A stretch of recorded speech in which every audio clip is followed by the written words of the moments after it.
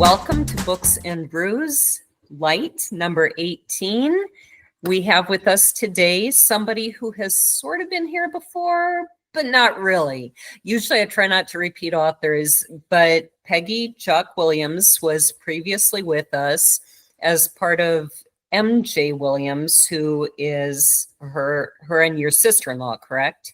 Yes. Okay. Yes. And so now Peggy has written a book on her own. So she is now the author, Peggy Joque Williams, as opposed to being part of the author, MJ Williams.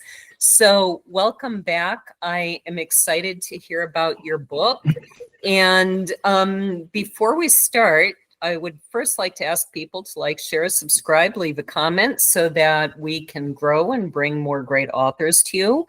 And your book is historical fiction set in the court of Versailles, correct? Yes. So yes. what are you drinking today? So today I have faux wine. I really have juice in my glass because it's the middle of the day. But my preferred wine, I really like Cabernet. So typically that's what I would be drinking. I have two drinks with me today. One, I am doing this solely for the sake of your interview. I actually do not like champagne that much at all, but I understand it was Louis XIV's favorite drink. So yes. in honor of Louis XIV, who always drank champagne with his meals, I do have champagne today. But lucky for me, Marie Antoinette was a huge fan of hot chocolate. So it's a cold, rainy day. I was out taking care of the animals. I'm much happier with the hot chocolate, but I'll kind of alternate. Sure. So go ahead and tell our audience a little bit about yourself and a little bit about your book. Oh, so my book, Courting the Sun, a novel of Versailles, it takes place in the court of Louis XIV. And just to clarify, that was 100 years before Marie Antoinette lived. Marie Antoinette was married to Louis XVI, who was this Louis's great-great-grandson.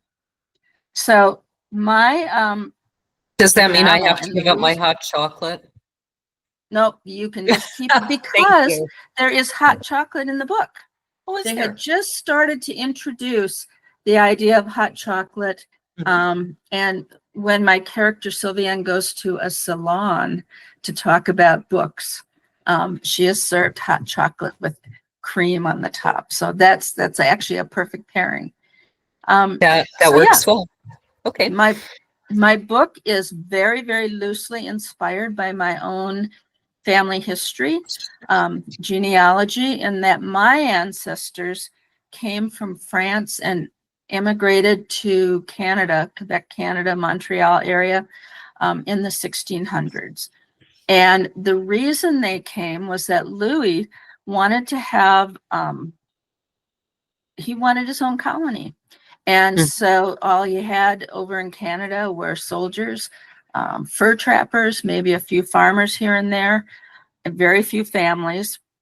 So he started a program where he recruited young women from the ages of about 15 to 25. And he said, if you will go to my colony and marry my fur trappers and my soldiers and any unmarried farmers, I will pay your passage. I will provide you a dowry, give you a trousseau. I'll pay you to have babies. And in a 10-year period, just shy of 800 women took him up on this. Wow. And Quebec grew, Montreal grew, and those women are referred to today as the filles du roi, the daughters of the king, because he sponsored them. Can you, for any listeners who might not be terribly familiar with what the travel conditions might have been like, what kind of risks, what was it for these young women to cross an ocean in the 1600s? So they crossed over on 3-masted ships. It took anywhere from 6 weeks to 3 months, depending on conditions. It was the era just a little bit after the Mayflower. So it was like our colony. Okay. So it turns out, as I was doing my genealogy research, that I am descended from 24 of those women who came Wow. over. Okay. And so my question was, okay, yes, he's going to pay them. And they actually, when they got there, they got to choose their own husbands, Really? which was unheard of in France. All the marriages I were think it was unheard of at the time period. So it was, right. when you say choose their own husband, was it like you can kind of meet and mingle, and if you two fall in love, you can choose? Or was it more like you get to go down the line and say, you're marrying me? Yes, it was more pragmatic. It was kind of like speed dating. Mm-hmm. And the men were brought in. There was a convent there where the nuns welcomed the women and got them cleaned up after their travels and taught them how to be good wives. And after a couple of weeks, then they'd invite the men in, and the women would interview the men and decide who they wanted and choose who they were going to marry. So That's fascinating. that is referred to in my book. The question that I had was, even with all that, why would a young woman leave everything she knows, leave her family? And there were many, pragmatic reasons, but I came up with a very fictional, wild, crazy reason why my character, Sylviane, ended up going to Canada at the end of the book. So in my book, she gets invited, she gets an invitation on her 16th birthday to attend the court of Louis XIV. And she gets there, and oh my gosh, it's Party City. She gets to meet all kinds of, noble people and live at the various palaces. She's assigned to be the maid of honor to Louis's prime mistress. And it's just wonderful until eventually she starts to realize what court life is really like, and things start to go south and go sour. And so that's the premise of this book. I've just signed the contract for the sequel, which is where she will end up in Canada, and then that whole part of it. But the whole setup is, why does she end up having to go? Right. So it would be sort of a spoiler. I think we might have glitched a little bit there. I think one of us Spoiler. froze. But most people, when they read the book, they end up with that same question: why is it going to end the way it's going to end? So yeah, it's so. Given that this is based kind of loosely on your genealogy, it also involved a lot of historical research, I would assume. Oh yeah. Your previous book was set kind of in the present day. So how did the research differ? Was there more of it, less of it, or was it just different? Oh, there was incredibly more. So the whole premise started out of research because I'm just huge into genealogy. I just love exploring the past. I love figuring out how far back I can take my family's roots. And then what was life like for them? What was it like for them in Canada? What was it like for them in France? And because they emigrated during the time of Louis XIV, it's like, oh, France in that period is what intrigues me. And I've been to France twice, but a very long time ago. And so, and this book was written, I started writing it just before COVID, but it was written during that whole time period. So travel just wasn't an option. Right. But you can do so much research online. You can tour Versailles virtually and, go into the rooms and see what life was like. Yeah, it's amazing what we have available. And one of the resources that I use now, I did travel to Scotland to research the exact areas in my book. And I think there are always going to be a few things that you can't research without going there because you don't even know the right questions to ask. Right. So in Scotland, that would be the midges. How would you even know to ask what irritating little bugs fly around? But you go there and you find out really fast. And so we have all these great tools. I, in the past, have used things like even just a forum. Did you kind of talk to people online who maybe lived in France or near Versailles? Not that so much. I did use a resource because I have French words and phrases in there. Mhm. So I connected with a woman who is a native of France. She was living here in Madison at the time, at working at the university teaching French. And Mhm. so what I wanted was for her to read the novel and make sure that I had correctly used, the phrases and the wording and that sort of thing. Right. And she has since moved back to France, and I, stayed in touch with her through newsletters and things. Yeah. But I will say, because there were always some edits afterwards, and I put in my author's note, if there are errors, they're not on her, they're still on me. Right. But Right. yeah.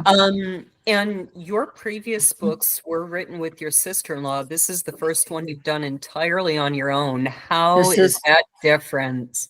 It's so different. This is my first solo project. I kind of consider collaboration to be my superpower. Mhm. Besides the two novels that I wrote with my sister-in-law, I've written screenplays with another person. I've written some, unpublished children's books with my daughter. So, and I've done a lot of freelance work that involves collaborating.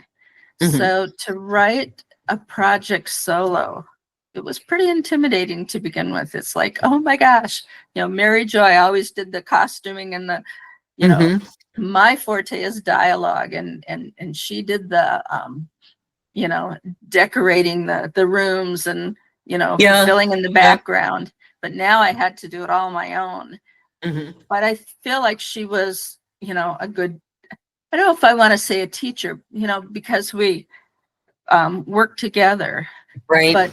But as I've worked with different people throughout my life on writing, I've learned so much about it that finally I was able to say, okay, I'm tackling this one on my own. Right. And it And was a passion project.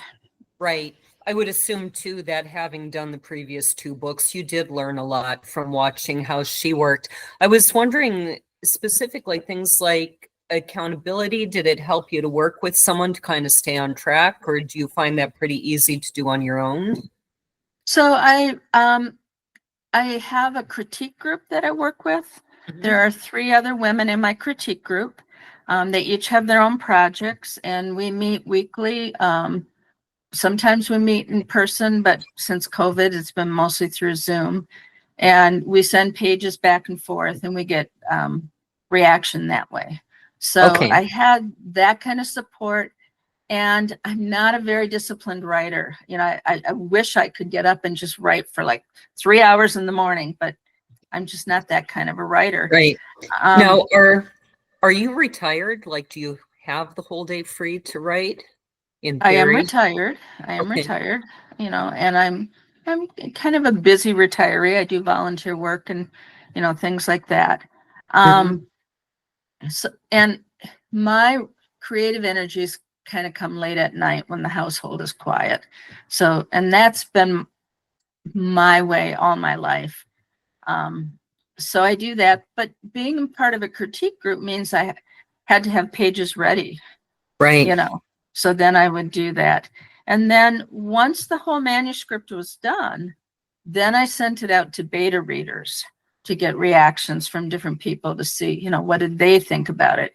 People who hadn't, followed me through the Yep. process. So Yeah. yeah, And I think that's helpful. What I've found in my writers group, so I still attend the one in Minneapolis, even though I'm in Tennessee now, thanks to Zoom. right. So they're in person and then I Zoom in. But what I've found is that number one, it's very hard to follow the whole arc of a story that way Yes. because we only get maybe 10-15 minutes tops to read each week, and then if Right. we miss a week here and there for something and somebody else misses a week, they're missing parts of the story, and it can take 8, 9, 10 months to read the Oh entire yeah. book. Yeah. And so the beta readers, I think, are a very important step. Right. Right. It was a beta reader that turned my standalone book into 5 books.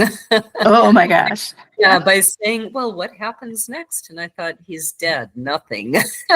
Yeah. And then I reread and went, well, I didn't really say he's dead. Mhm. What does happen next? So beta readers can kind of upend your plans as the author sometimes. Oh, yeah. But I think they're a very good thing to have. So do you have your reading ready? I do. I do. So I'm going to read from my book, Courting the Sun. And I'm going to read a portion of a chapter where she first encounters King Louis XIV. So she and her friend Etienne are just coming toward the cottage. Etienne kneed the horse into a trot past the caravan, at the front of which were several dozen carriages accompanied by blue-coated officers of the Garde du Corps on horseback. In front of those was a majestic coach with 6 white horses. A driver in blue and red livery sat stiff-backed up front, and 2 liveried footmen stood at attention on the coach's back perch. Clumps of people, neighbors, and some whose faces I didn't recognize, crowded the lane, craning their necks to get a glimpse into the carriages, gesturing toward the house. 2 boys stood on tiptoes, peering into my front window. Foot soldiers and musketeers in their distinctive blue capes and plumed hats stood at attention in my yard. Had they come to arrest us for consorting with the witch? In a panic, I slid off the horse and gathered my skirts, ran toward the house. Mama! A trio of mastiffs lolling under the maple tree jumped up and lunged, barking. At my front door, guards crossed long-shafted halberds to stop me from entering. Another grabbed me from behind. Let me go. My mother's in there. I struggled against him. Sylvienne! Etienne closed on my heels, tried to free me, but a pair of soldiers thrust him to the ground, pinning him there. From inside the house came an unfamiliar male voice. Let the girl pass. A man who held me let me go. The guards at the door withdrew their weapons. Heart pounding, wary of what might await me, I stepped inside. It took a moment for my eyes to adjust to the dimness of the sitting room. My mother, in her simple cinnamon-colored house dress, sat perched on our brocade-covered stool, her hands folded in her lap. Across from her, in her favorite armchair, sat the King of France. There's a chapter change. Louis XIV, wearing a crimson traveling cloak edged in ermine, crimson leggings, and black leather shoes with 3-inch heels painted gold, scrutinized me with overt curiosity. I blinked to make sure the light wasn't playing tricks with my vision. Quite sure I had stopped breathing, I feared I might swoon. Coming to my senses, I dropped into a deep curtsy. Rise, he said, his voice surprisingly gentle. As I rose, Mamma kept her eyes downcast, her cheeks flushed. Toddy and Blondeau stood gawking in the kitchen doorway. Who might this be? King Louis asked Mamma. He was as handsome as everyone said, with his square jaw, his aquiline nose, and his long dark locks unadorned in this moment by a wig. He looked younger than I expected. Even though this most important man of all France was the same age as my mother, I had somehow pictured him older, more patriarch-like. She is my daughter, Mamma said, looking him in the eye now. The light from the window behind her highlighted the strands of caramel-colored hair that had escaped from under her coif. I reached up to touch my own hair, realizing in a rush of horror that my nearly raven locks were uncoiffed and windblown. You have a child? He seemed genuinely surprised. Yes. Was that a challenge in her eyes? You must have known. How could I? You are the king. He grunted, then offered a self-deprecating smile. Her name? Sylvienne, Mamma said. Sylvienne d'Aubert. Her emphasis on d'Aubert seemed odd. He held me in his gaze for the longest time. There was something about his eyes, green with flecks of gold. It was more the depth of his countenance, however, the intensity of that look. Was his smile because he found me to his liking? He was famous, infamous might be a better word, throughout the realm for his love of young women, but then I was barely out of my childhood. What could he find enticing in me? I was anything but a woman. How old are you, Sylvienne d'Aubert?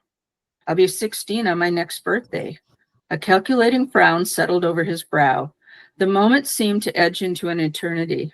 I had to force myself not to fidget. He smiled again. She is quite lovely, ma cousine. Cousin? Merci, your majesty, maman murmured. Sire, an officer spoke from the doorway. The horses have all been watered. The king nodded and the man left. Louis put his hands on his knees and gazed at me again. After a moment, he rose. My mother and I rose with him. Thank you for your hospitality, Isabel. How seldom I heard my mother's name spoken, and for King Louis to speak it in such a casual and familiar way. I blinked, astounded, when he put his arms around her in an affectionate embrace, bussing her on both cheeks. Then he stepped back and said with a smile that I couldn't interpret, "You are as beautiful as I remember." His eyes flickered toward me, and clearly you have found a way to replicate your loveliness. Very beautiful. So yeah, I love the visual detail, and I really like that look at King Louis.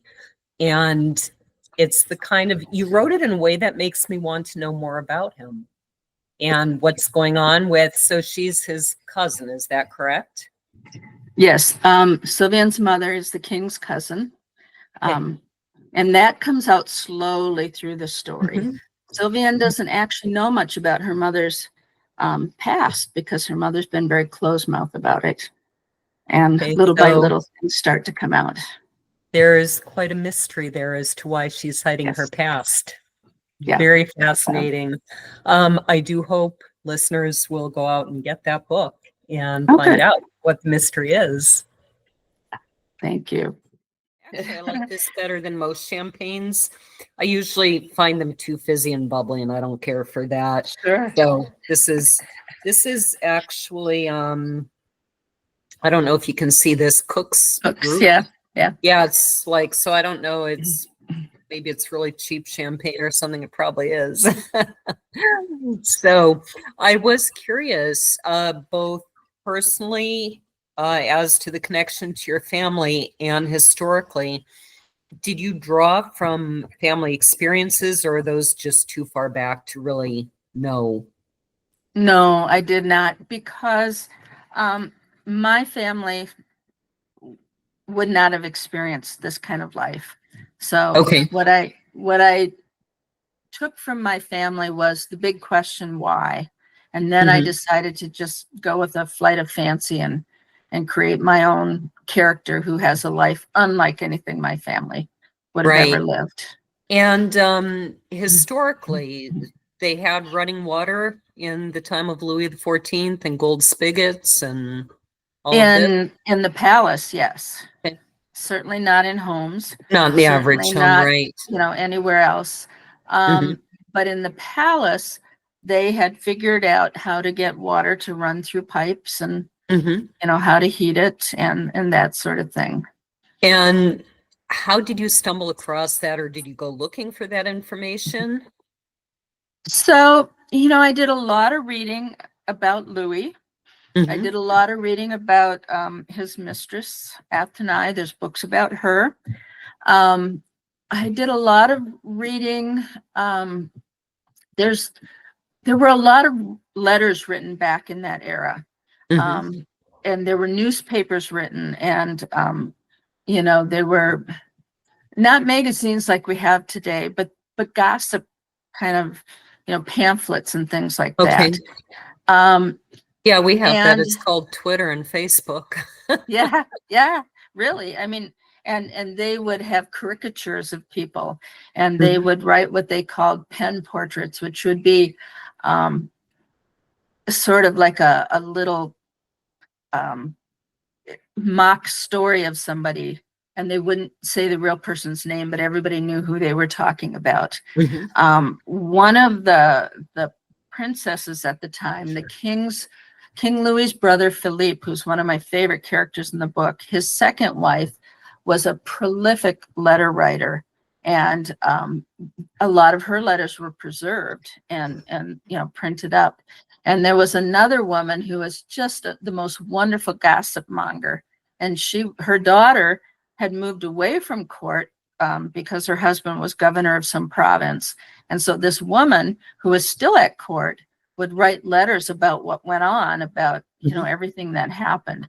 So there's a lot of events in my book that happened with Atenai. She was a married woman with children who were not living with her at court. They were with their father, but her husband was very upset that she was living at court as the mistress of the king. And he came and tried to cause trouble. And, you know, I have that go on in the book. I can't say I blame him. Yeah. That seems like a pretty big slap in the face. So it sounds like your caricature of her in this is probably pretty true to who she was. I like to think so. You know, the way I portray Louis is probably only just a very small side of what kind of a man he was. He was a very complex sort of person. You know, they talk about, you know, power corrupts and absolute power corrupts absolutely. He was a man who, he was king for like 70 years. He became king at the age of 5. And he started to govern when he was maybe 22. And when he started to govern, he shoved his mother aside and anybody else. And he just said, I'm in charge now. And he declared himself, I am the state. And he went kind of by the moniker, the Sun King. It was all about him. Right. And he did wonderful things for France. He raised their economy. He lifted up the arts and the sciences. You know, he sponsored artists. He sponsored plays and ballets and things like that. But he also built, well, he already owned probably 4 or 5 palaces. He owned 2 right in Paris that were back to back, the Louvre and the Tuileries, and they were connected by a big corridor. He owned several outside Paris that he would travel to. But then he started to build Versailles. And it took him about a decade and a half. And it's a huge, huge complex. And it has, you know, to build the gardens, he had to bring water in that should have fed farms nearby. But when you think about how much money had to go into Versailles, that money came from the common people. And the nobles didn't pay taxes. The nobles' job was to collect the taxes from the common people and pass them on to the king. Yeah. He was, so he did many good things, but at the expense of the people. He was a very devout Catholic and insisted everybody else be Catholic. And if you didn't want to be Catholic, you were persecuted. And even though he was a devout Catholic, he had mistresses. And the bishops at the time wouldn't give him communion because he brought his mistresses to mass on a daily basis. That's one of the things as I got more into the historical research I was doing, I was surprised to find how many of these men did have mistresses. Yeah. And how common divorce was. I mean, maybe common is too strong a word, but we have this view that there just weren't divorces. But in a world of arranged marriages with these powerful nobles, if they saw someone who was going to be a better match, they would divorce in a heartbeat. And so I think that's always been the case, where people claim to have these beliefs and somehow convince themselves they don't have to actually live that way. You know, and the queen, her job was to bear children.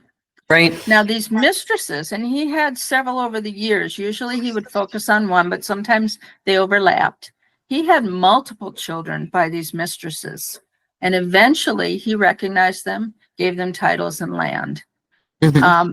His own children, he outlived his son and his grandson. And so it was his great grandson who became Louis XV. And there's a story that may or may not be true, but it's what the people at the time said, is that Louis had promised the queen he would wake up in her bed every morning. So no matter how much time he spent with the mistress or what time he went to bed, he always made sure he woke up in his queen's bed. Right. You know, So- and I think part of the explanation for this contradiction, and I'm a devout Catholic, but I'm going to have all these mistresses, I think in part it was just the culture of the time. And they didn't really connect that Right. that's not really what we're being told to do or how we're being told to live, because they were just swimming in this culture where that's what everyone did. Well, except that the bishops would give sermons to lambast him. I mean, he was told this was not okay. Yeah. And when his mother was alive, he kept the mistresses a secret.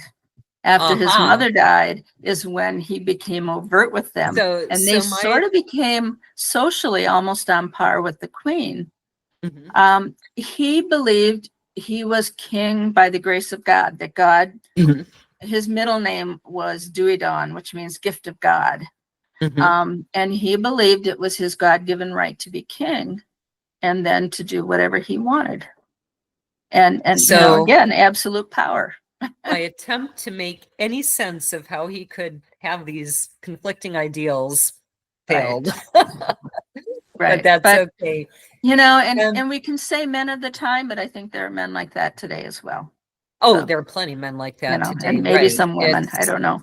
I would almost think it's probably more common today, but who knows? Yeah. So why did you decide to take, it sounds like your family, as far as you know, was maybe more of the commoners, you know, lived in town or on a farm? Right. My family would have been, you know, some of them came from farms, some of them maybe came from the city, but they would have been the servants. I have done research that takes my family back to kings and queens of France and England, but more back around the maybe like the 1200s, you know, and that sort of thing. But at the time of this story, no, I use the device of court just to make a fun story. Just to, you know, there are books written about these Fidura, these daughters of the king, that try to stick to real life, and they're fine. But I don't find them as fun to read. Okay. Yeah, that was going to be my question. Why did you choose to put this person in the court rather than more of what your family would have been? And that's, you know, court's fun, lots of intrigue. Right. You know. Now that you've written this, what's next for you? So the sequel, I've finished the draft of the sequel, and I'm working on the revisions and the edits. And that is due to be published in January of 2026. Okay. So you have a little time. I have a little time for that. That takes place in Quebec and introduces some new characters and has Sylviane and some former characters from this book. And the challenge was to write that book so if somebody picked it up first, it would be satisfying. And they would eventually understand her backstory and maybe even want to go read the first book. Right. And then for those who read the first book, that they would, you know, I dribbled in the backstory. Right. And I have it out to beta readers now. There was one man who wrote, he's another writer, but he had read this book and he says, "Oh, I love your characters. I, you know, was drawn to the story, but I got to tell you, this whole palace thing, this whole court life, that's not my thing." He said, "When you write the one in Canada, let me know." Well, this guy is from Colorado, and he's a former Air Force, and he's currently a volunteer search and rescue guy up in the mountains. So with some trepidation, I sent him the draft of the new book, and he said he really loved it. You know, he said Canada was a much more interesting place for him. Right. I can see where for a lot of men that would be. So you ended up doing a lot of research into the history of Canada. A ton of research. Okay, and it was basically, it would have been wilderness at that time. It was very much wilderness, and it's also very much the life that my ancestors lived. Living in Quebec. So my characters live in the town, in the village of Quebec, which was very small at the time, but it was growing Right. because these women were having babies. Mm-hmm. Montreal was called Ville Marie, and it was even smaller, but it was starting to grow. Fur trade was, the big trade there. Mm-hmm. But interestingly, there was a lot of commerce. Ships would come because it's right on the St. Lawrence. Um, and at that time, to get around, I mean, there were a lot of interior rivers, so they either walked or they canoed. And in the winter, they used snowshoes. They learned to Mm-hmm. do that from the native people there. And so, yeah, and for my character, it's a very different world. The more I've studied, and a lot of this comes from doing my research for my own writing, I've been surprised at how early they were getting all around the world. Mhm. And being in Wisconsin, are you familiar with, I forget what these stones are called, but they're somewhere in kind of central Minnesota. They were found on a farm. And they suggest that the Knights Templar might have been in Minnesota, like in the 12 or 1300s. Sure. Yeah.